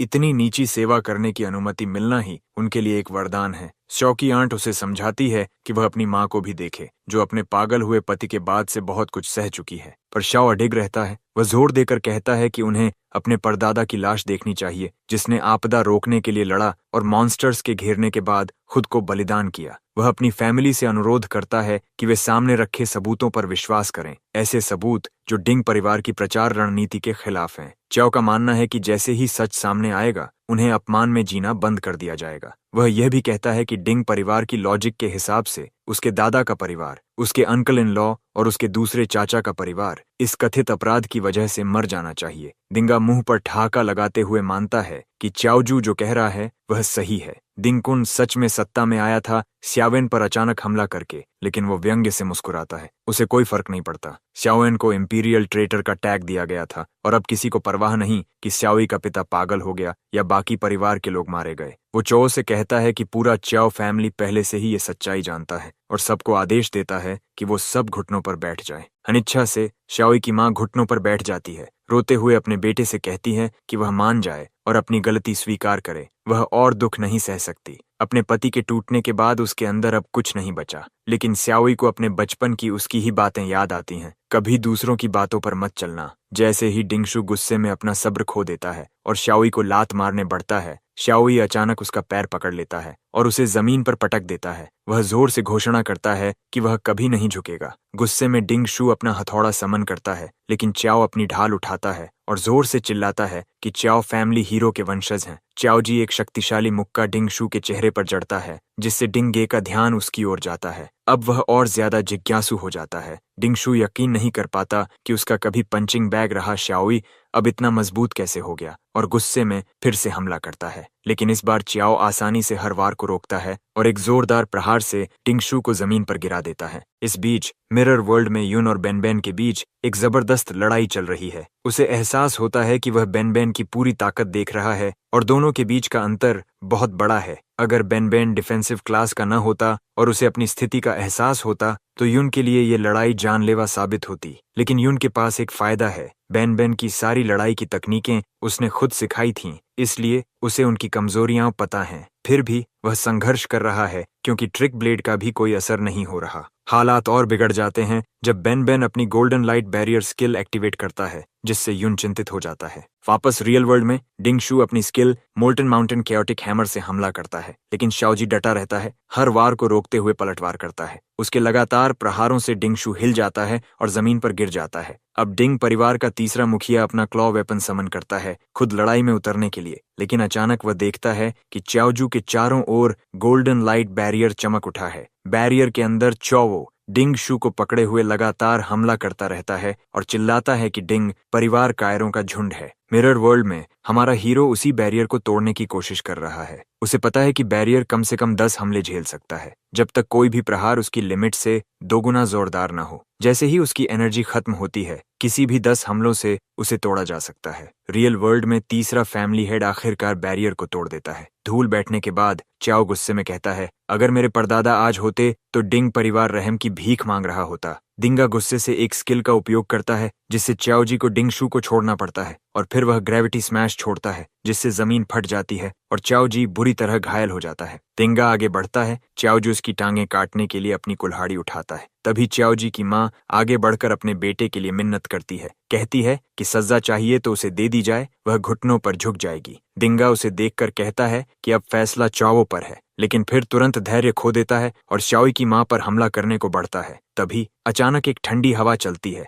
और सबके सामने बेनबेन की अनडेड सोल प्रकट होती है। पूरा च्याओ परिवार और डिंग परिवार के लोग हैरान रह जाते हैं। यूना, जो मिरर वर्ल्ड से देख रही होती है, धीरे से कहती है, बेनबेन नर्क से लौट आया है हिसाब बराबर करने। सबकी आंखों के सामने अनडेड बेनबेन खड़ा है, सीधा, मजबूत और अडिग। डिंग परिवार का तीसरा मुखिया तुरंत आदेश देता है कि उसे पकड़ा जाए। गार्ड्स दौड़ पड़ते हैं, लेकिन बेनबेन तुरंत एक्टिवेट करता है iron armour, shield armour, guardians aura और ग्रुप शील्ड। उनके सभी हमले बेअसर हो जाते हैं और पलटकर उन्हीं पर पड़ते हैं। च्याओ का दादा हैरान रह जाता है, जबकि च्याओ जी उसकी ताकत देखकर सोचता है कि वो अकेले इतने विरोधियों के सामने भी टिक सकता है। डिंगाई यून की तरफ देखता है और कहता है, मुझे पता है ये बेनबेन तुम्हारा अनडेड समन है। मैंने तुम्हारी अनडेड आर्मी खुद देखी थी। वो ताना मारता है, लेवल 33, बस इतना कूड़ा है, और फिर सीमन एडहीजन स्किल से लगातार हमले करता है, लेकिन बेनबेन हर वार को रोक देता है। शांत मगर अडिग, एक ऐसा योद्धा जो मर चुका है पर हारना नहीं जानता। डिंगाई गुस्से से भर जाता है। उसका शरीर लाल आभा रेड ऑरा से चमक उठता है और वो दहाड़ते हुए समन गॉड क्रैश छोड़ता है, लेकिन बेनबेन तुरंत अपनी गोल्डन लाइट बैरियर से उस वार को रोक देता है। तीसरा सरदार उसकी शक्ति देखकर हैरान रह जाता है और अपने आदमियों को आदेश देता है कि वे उस बैरियर को तोड़ दें, लेकिन तब उसे पता चलता है कि उसके सारे सिपाही तो पहले से ही अनडेड स्केलेटन से लड़ने में उलझे हुए हैं। गुस्से में भरा डिंगे खुद आगे बढ़ता है और चार्ज प्रेशर पंच का इस्तेमाल करता है, मगर हमारे हीरो पर उसका कोई असर नहीं होता। चौंक कर वो तुरंत रेंडिंग क्लॉ स्किल एक्टिवेट करता है, लेकिन तभी हमारा प्रोटैगनिस्ट गायब हो जाता है। अगले ही पल वो हवा में उसके ऊपर प्रकट होता है और नीचे वार करता है। एक तेज और सटीक हमला। डिंगे बुरी तरह घायल हो जाता है। खून से लथपथ और गुस्से से पागल डिंगाई गर्जना करता है, पर यून आसानी से उसके हर वार से बच जाता है। बेन बेन अपनी तलवार उठाता है, जिससे यून को कूदने के लिए एक प्लेटफॉर्म मिलता है और वो उस पर से एक और तेज हमला करता है। एक ही वार में डिंगाई का हाथ कट जाता है। डिंगाई अपने प्रीस्ट को बुलाता है, लेकिन तब उसे एहसास होता है कि उसके सारे सैनिक और सहायकों को अनडेड्स पहले ही खत्म कर चुके हैं। हमारा हीरो मुस्कुराते हुए कहता है, लेजेंडरी स्किल बफ के साथ मेरे अनडेड अब तुम्हारे किसी भी गार्ड से कहीं ज्यादा ताकतवर हैं। घबराया हुआ डिंगाई भागने की कोशिश करता है, लेकिन बेनबेन अपनी तलवारें उठाकर उसका रास्ता रोक देता है। यूना शांत स्वर में कहती है, ये है sword shield absolute formation. S class से नीचे कोई इससे नहीं बच पाया। आखिरी कोशिश में डिंगाई एक वॉइड बॉम्ब निकालता है, एक एस क्लास वेपन जो उसे अपने दादा से विरासत में मिला था, और धमकी देता है कि वो इसे विस्फोटित कर देगा। लेकिन यून बिना डरे कहता है, कर दे। डिंगा हिचकिचाता है और उसी पल यूना झपटकर उसका दूसरा हाथ काट देती है। बम जमीन पर गिर जाता है। अब डिंगा के पास कोई रास्ता नहीं बचता। यून आदेश देता है, घुटनों पर बैठो, और डिंग बेबसी से झुक जाता है। शव उस नजारे को देखकर मुस्कुरा देता है, जबकि पीछे डिंग शू चुपचाप रो रहा होता है। हमारा हीरो आगे बढ़ता है, डिंगे की पीठ पर पैर रखकर उसकी गर्दन पर तलवार तानता है और ठंडे स्वर में पूछता है, अब बताओ तुम्हारी कीमत क्या रह गई। इस बीच यूनो उसकी इन्वेंट्री चेक करती है। वहां सैकड़ों हेल्थ पोशंस हैं। हर एक 100 एचपी को 10 सेकंड में रिस्टोर कर सकती है। लेकिन यून जल्दी समझ जाता है कि इन सब का इस्तेमाल करके भी बेन को पूरी तरह ठीक नहीं किया जा सकता। वो चुपचाप फैसला करता है, बेन को मरना होगा ताकि वो फिर से रिजरेक्ट होकर और भी ताकतवर बन सके। वो बेन को खत्म करता है और उसकी आत्मा मिरर वर्ल्ड में प्रकट होती है। यून बिना देर किए उसे एक एडवांस्ड अनडेड के रूप में अपने साथ जोड़ लेता है। वो समझ जाता है कि जितने ताकतवर दुश्मनों को वो हराएगा, उतने ही शक्तिशाली अनडेड उसके कंट्रोल में आएंगे। वो ये भी तय करता है कि डिंग शू को अभी जिंदा रखेगा, शायद भविष्य में उसके काम आए। चाओ के दादा दूर से सब कुछ देखते हैं। उनके चेहरे पर अविश्वास और सम्मान का मिश्रण है। वो सोचते हैं, इतनी कम उम्र में इतनी शक्ति, यूं ही वो होगा जिसने चाओ को इतना मजबूत बनाया। वहीं चाओ जी के चाचा कहते हैं कि जिसने सालों पहले उनके दादा को मारा था, वो अब पहले से भी ज्यादा खतरनाक बन चुका है। हमारा हीरो मन ही मन मान लेता है, हाँ, डिंग कून का सामना करने के लिए मुझे और भी मजबूत बनना होगा। अचानक उसे एहसास होता है कि उसके अनडेड सोल्जर्स लेवल अप हो चुके हैं। वो मुस्कुराता है। उन्हें लड़ाई में भेजना सही फैसला था। अब उनकी ताकत और नया इक्विपमेंट देखकर लगता है कि वो लगभग अजेय बन चुके हैं। वो नोट करता है कि अब ये डंजन उसके लिए ज्यादा अनुभव नहीं दे रहा, इसलिए वो आदेश देता है कि अनडेड डंजन लॉर्ड को खत्म कर दें। ऐसा करने से डंजन नष्ट हो जाएगा और इस अराजकता में चौवो परिवार बिना किसी की नजर में आए भाग सकेगा। कुछ ही समय में अनडेड्स डंजन लॉर्ड को मार गिराते हैं और पूरा डंजन धीरे धीरे गायब होने लगता है। यून चौवो फैमिली की तरफ मुड़कर कहता है, घबराओ मत, इस हलचल से डिंग परिवार को तीसरे मुखिया की मौत का पता लगने में समय लगेगा। तुम लोग अभी निकल जाओ, पीछा करने वालों को मैं संभाल लूंगा। वो जानता है कि उसे मिरर वर्ल्ड लेवल 3 तक पहुंचना है। पिछले अपग्रेड ने उसे काफी मजबूत बनाया था और अब उसे यकीन है कि अगला स्तर उसे डिंग कुन के बराबर या शायद उससे भी आगे ले जाएगा। बाद में एक अमीर आदमी के प्राइवेट डंजन के बाहर एक गार्ड शान से कहता है कि कोई यहाँ घुसने की हिम्मत नहीं करेगा। उसे क्या पता कि यून पहले ही अंदर जा चुका है। अंदर हमारा हीरो नोट करता है कि ये सारे प्राइवेट डंजन्स कितने कमजोर तरीके से सुरक्षित हैं। वो कई और डंजन साफ करता है और लगातार लेवल अप करता जाता है। जल्द ही पूरे क्षेत्र में अफवाह फैल जाती है एक रहस्यमय डंजन डिस्ट्रॉयर के बारे में। चाओई के दादा सोच में पड़ जाते हैं, क्या ये यूं ही हो सकता है? वो चिंतित हो उठते हैं कि कहीं ये सब घटनाएं उस डंजन से जुड़ न जाएं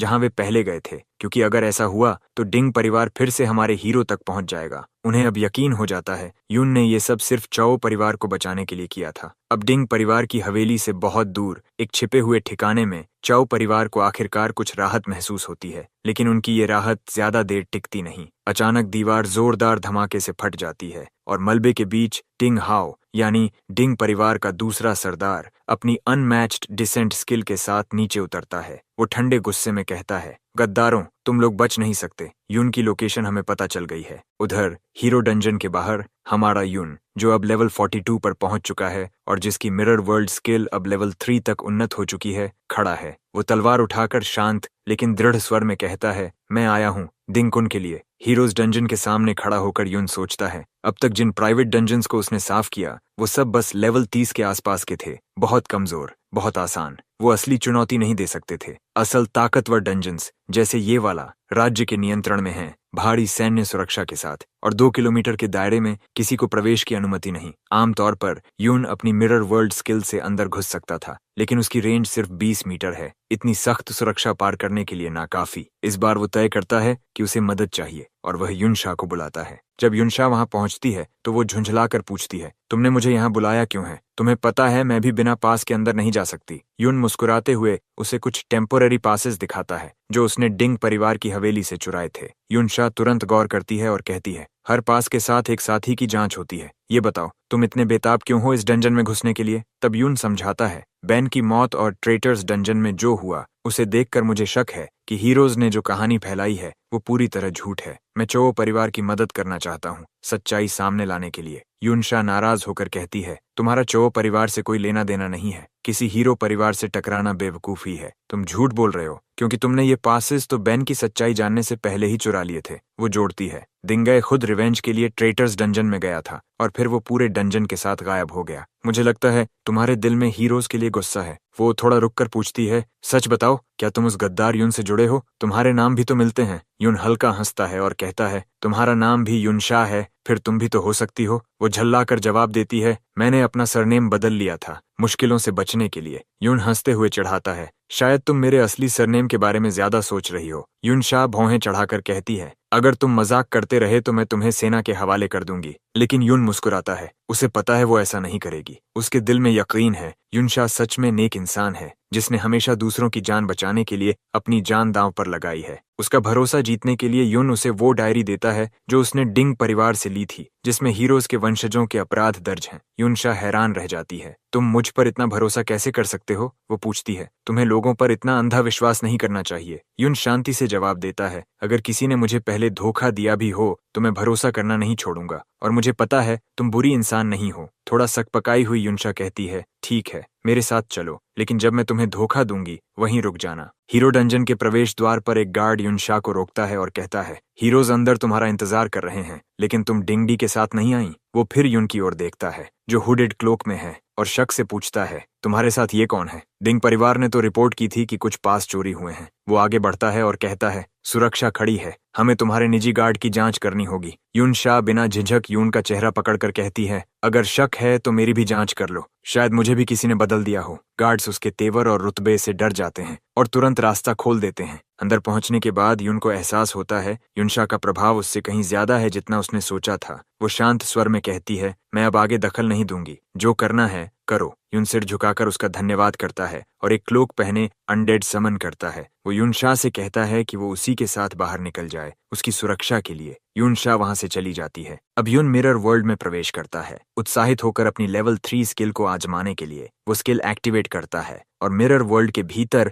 रियल वर्ल्ड के मॉन्स्टर्स की कॉपी बना देता है। अब वो बिना किसी डर के मिरर वर्ल्ड में इन कॉपीड क्रीचर्स को मारकर फार्म कर सकता है। सबसे बड़ी बात, जब वो मिरर वर्ल्ड से बाहर निकलता है उसके अनडेड वहीं रहकर खुद लेवल बढ़ाते रहते हैं, उसके बिहाफ पर लड़ते हुए और यून को और भी ताकतवर बनाते हुए। हीरोज डंजन के अंदर डिंग फैमिली एक पूरा शहर बना रही थी, एक अंडरग्राउंड सिटी जो उनका नया बेस था। यहीं से हमारा यून आगे की जांच करने की योजना बना चुका था। उसे पहले ही डिंग फैमिली डायरी से पता चल चुका था कि डिंग कुन यहीं कहीं मौजूद है। दुर्भाग्य से हमारे हीरो को इस शख्स के बारे में बहुत कम जानकारी थी, बस इतना कि डिंग कुन ने कई दशक पहले एस रैंक हासिल कर लिया था और तब से उसने अपनी असली ताकत कभी सार्वजनिक रूप से नहीं दिखाई। यूना मानता था कि अगर यून को डिंग कुन के बारे में ज्यादा जानकारी मिल जाए तो वो उसे हराने का आत्मविश्वास जुटा पाएगा। यून को याद आता है कि अपनी पिछली जिंदगी में वो हर एस रैंक योद्धा को जानता था, लेकिन डिंग कुन मानो कहीं से अचानक प्रकट हुआ था। जवाब तलाशने के लिए वो बेन से बात करने की कोशिश करता है, लेकिन कोई जवाब नहीं मिलता।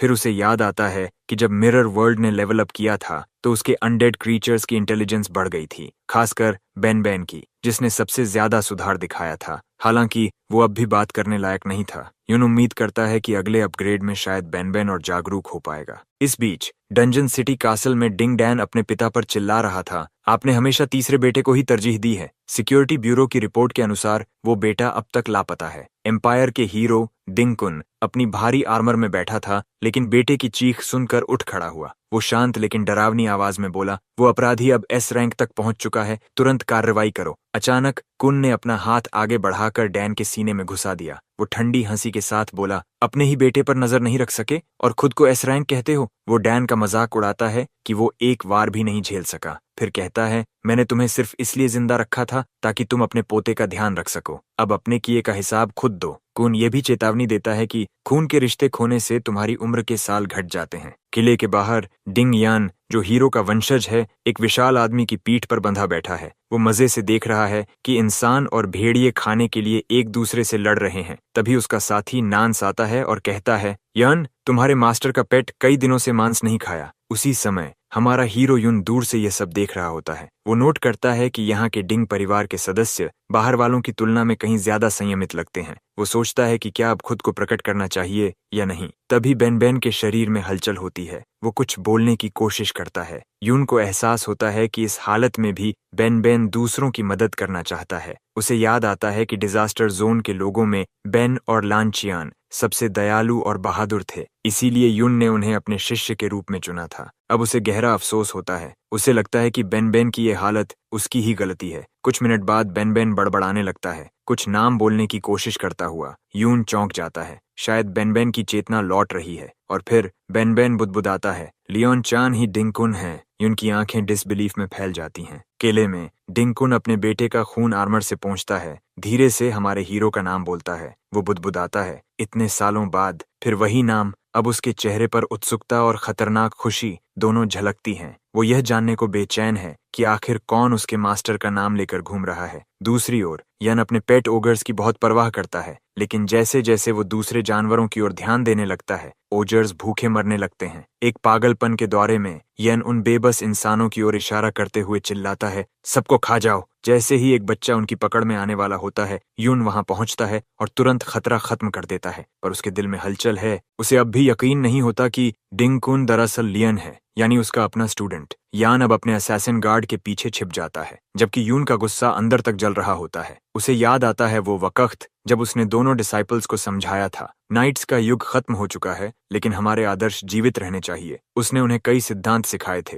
पहला, ह्यूमिलिटी यानी विनम्रता। हमेशा याद रखो कि तुम बाकी लोगों से बेहतर नहीं हो। वो उन्हें स्कोल्ड करता था अगर वे अहंकारी बनते, और उनकी ग्रोथ के लिए स्किल बुक्स तक दी थीं। वर्तमान में लौटते हुए यूनियन और नान्स को बुरी तरह हराता है, यहाँ तक कि नान्स का लेवल 30 लेजेंडरी इक्विपमेंट तोड़ देता है। इसके बावजूद यन हंसता रहता है, ताने मारता है। यून को याद आता है दूसरा प्रिंसिपल था मर्सी। उसने उन्हें सिखाया था कि कमजोरों के प्रति दयालु रहो और हिंसा का जवाब करुणा से दो। यून ने खुद उन्हें स्लेव ऑक्शन से बचाया था, क्योंकि वो मानता था कि जो दर्द झेल चुके हों वो दूसरों की पीड़ा को सबसे बेहतर समझ सकते हैं। अब वो उनके इल्यूजन्स पर वार करता है और यान चिल्लाता है, मुझ जैसे और भी कई हैं, शायद तुम्हारा परिवार भी हमारे बीच ही है। यून का गुस्सा बढ़ता है। वो अपना अटैक पावर सिस्टम से बढ़ाता है और मिरर वर्ल्ड एक्टिवेट करके असली यान और नान्स को लोकेट करता है। एक बार मिलते ही वो सीधे हमला करता है। उसे याद आता है तीसरा प्रिंसिपल, ब्रेवरी। डंजन बैटल्स में हमेशा न्याय के लिए लड़ो। यन डरकर भागने लगता है,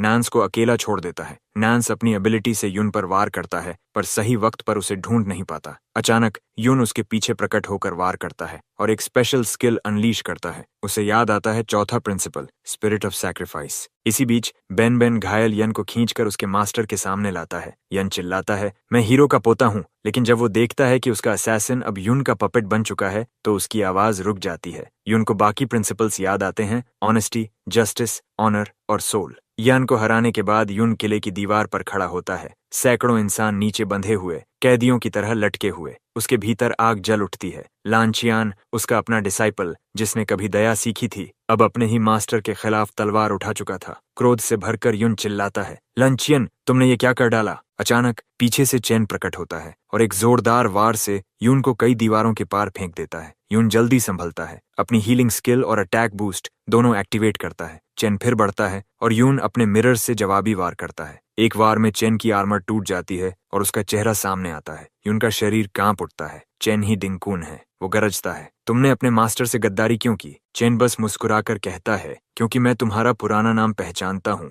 यून वार पर वार करता है, लेकिन चैन कहता है, मैं तो बस एक टूल हूँ, अपने मास्टर द्वारा भेजा गया। वो जमीन तोड़ देता है। चारों ओर अराजकता फैल जाती है। यून ये देखने के लिए बेन को आगे भेजता है। चैन उसे पटक देता है, पर हैरान होता है कि वो अब भी जिंदा है। फिर समझता है ये तो अनडेड है। तभी चेन के 3 बेटे हथियार लेकर आ जाते हैं। यून तुरंत अपनी अनडेड आर्मी समन करता है, जिसमें डिंगाई भी शामिल है। इस दृश्य को देखकर चेन के चेहरे पर कुछ पल के लिए आंसू आते हैं, लेकिन फिर वो हंस पड़ता है। दिलचस्प है, बहुत दिलचस्प। वो कहता है, साबित करो कि तुम ही मेरे मास्टर हो। यून अपना एमपी और अटैक पावर दोनों बढ़ाता है और उसे याद आता है वो दिन जब चेन एक स्लेव केज में बंद था और फिर भी दूसरों की मदद करता था। अब चेन ठंडी हंसी के साथ कहता है, मैं जो हूँ तेरी वजह से हूँ। यून जवाब देता है, मैंने तुम्हें बचाया था, ताकत दी थी। लेकिन चेन चिल्लाता है, तो फिर इतनी देर से क्यों बचाया? बैन को क्यों चुना मुझसे पहले? उसके शब्दों में कड़वाहट थी, शायद क्योंकि वो ज्यादा साफ था या ज्यादा काबिल। यून सख्ती से कहता है, मैंने कभी किसी को अलग नहीं समझा, तुम खुद बहादुर बनना चाहते थे। चेन चीखता है, तुमने कभी मुझे बराबरी से नहीं देखा, तुम्हें सिर्फ बैन पसंद था। वो कहता है कि वो अब नाइट्स वर्च्यू में विश्वास नहीं करता, क्योंकि इस दुनिया में दर्जा और ताकत ही सब कुछ तय करती है। वो कहता है, तुमने बेन को चुना और मैंने लुई को। फिर हंसते हुए जोड़ता है, देखो अब कौन ऊपर है और कौन नीचे। यून अब गुस्से में मिरर से हर दिशा से हमला करता है। चेन की आर्मर पूरी तरह टूट जाती है। यून ठंडे स्वर में कहता है, तुम तो बैन के पैरों के लायक भी नहीं। चेन जोर से हंसता है, फिर अचानक अपनी ताकत 300% और गति 200% बढ़ा देता है। वो रैम्पेज बर्जकर एक्सक्लूसिव स्किल एक्टिवेट करता है। उसकी रफ्तार इतनी बढ़ जाती है कि यून को मिरर वर्ल्ड का सहारा लेना पड़ता है। चेन ब्लड स्टॉर्म अनलीश करता है, सभी मिरर्स तोड़ने के लिए। यून की एचपी तेजी से गिरती है। चेन हंसकर कहता है, तुम सिर्फ तब नैतिकता की बातें करते हो जब तुम सुरक्षित होते हो। वो ब्लड रेज एक्सप्लोजन ब्लेड से यून को दीवारों में फेंक देता है। यून की एचपी बस 42 पर रह जाती है। चेन कहता है, अब भाग नहीं सकते, झुको और मेरे पेट बन जाओ, रिजरेक्शन का राज बता दो। लेकिन यून धीरे धीरे उठता है, दोनों तलवारें पकड़ता है और कहता है, मुझे तुम्हें उस केज से कभी नहीं निकालना चाहिए था। उसी पल यून लेवल अप करता है, उसकी एचपी और स्टैट्स पूरी तरह रिस्टोर हो जाती हैं। चेन हैरान रह जाता है। इस बीच मिरर वर्ल्ड में उसकी अनडेड आर्मी लगातार मॉन्स्टर्स मार रही होती है और उसकी एक्सपी बढ़ती जा रही है। वो रिवर्स एक्सेलरेशन रेडियंस और रिवर्स इविल पोजेशन एक्टिवेट करता है, अपनी स्पीड और स्टैट्स दोनों बढ़ाते हुए। वो दहाड़ता है, चेन जैसे लोगों से निपटने में मुझे वर्च्यू की जरूरत नहीं। अब यून हर दिशा से वार करता है। चेन हंसता है, तलवारें चला रहे हो लेकिन दिशा खो चुके हो। तभी यून गायब हो जाता है और उसके पीछे प्रकट होकर वार करता है। चेन चौंक जाता है, वो तो सारे मिरर्स तोड़ चुका था। फिर उसे एहसास होता है खून भी रिफ्लेक्टिव होता है, पर अब बहुत देर हो चुकी थी। बैन पीछे से उसे भेद देता है और यून मौका पाकर अपनी पूरी अनडेड आर्मी समन कर देता है। अब चेन यानी डिंगकुन चारों तरफ से घिर चुका है, कहीं भागने का कोई रास्ता नहीं।